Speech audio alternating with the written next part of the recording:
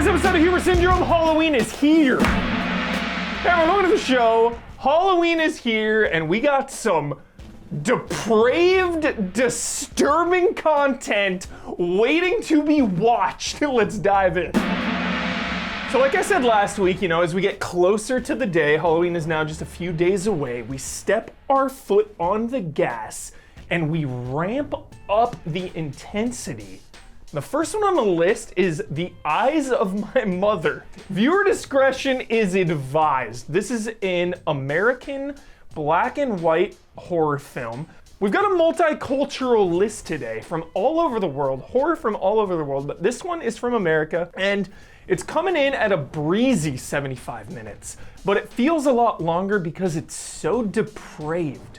This movie will make you feel dirty when it's over. When the credits roll, it is definitely one of those movies where you just feel kind of gross. It's really solid, and it just reminds me of a high art, well-crafted, schlocky, gross movie. It's like if Hostel or something was filmed as an art house indie. So if you got the stomach for it, check it out. It'll make you feel gross. Next on the list, coming out of Canada, probably the coolest movie on this list, Come True. This one came out in this year. I don't go by the film festival release date. It debuted at film festivals last year, but more of a wide release this year, so a newer movie. And this is about a homeless girl who signs up for a sleep study, but something sinister is going down. This movie's not entirely scary. I would say it is 75% science fiction, 25% horror. But when it gets horror-y, some really freaky imagery. I would say what scares me the most are like shadows and like things lurking behind the scenes or like lurking in corners. There's a lot of that in this movie, so be aware.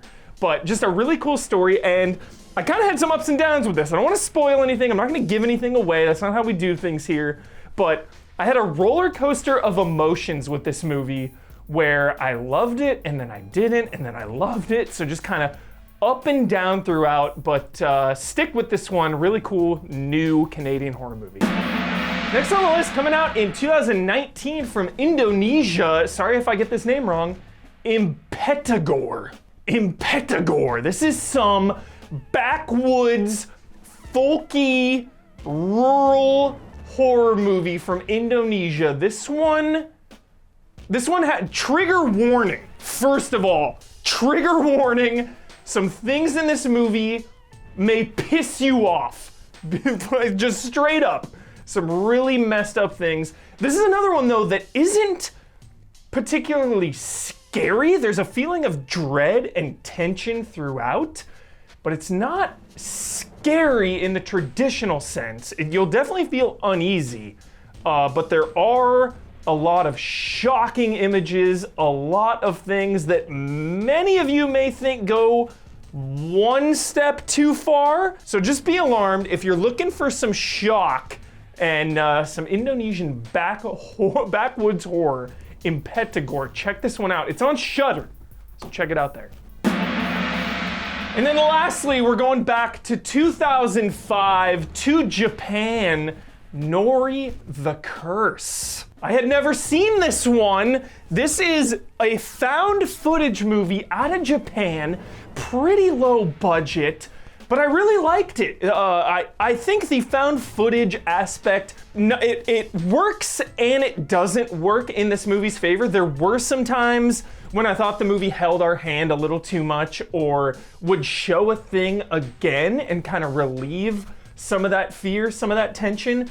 But overall, I really like the lead character in this, the journalist tracking down leads, trying to figure out this curse.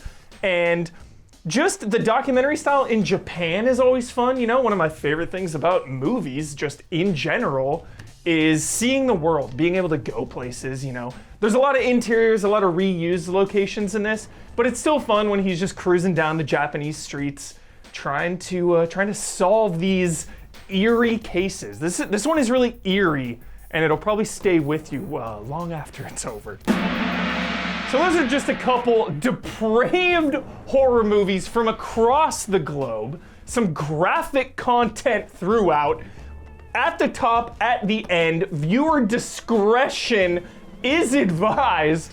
Let us know in the comments, what you've been watching. And it doesn't even have to be horror, if you're someone out there who doesn't like horror movies and you're just watching non-affiliated horror content, let us know. Don't be left out of the conversation. However you celebrate the month of October is good. You do it your way. We are Easy Allies. Thanks for watching. And until next week, November, see you then. Love and respect.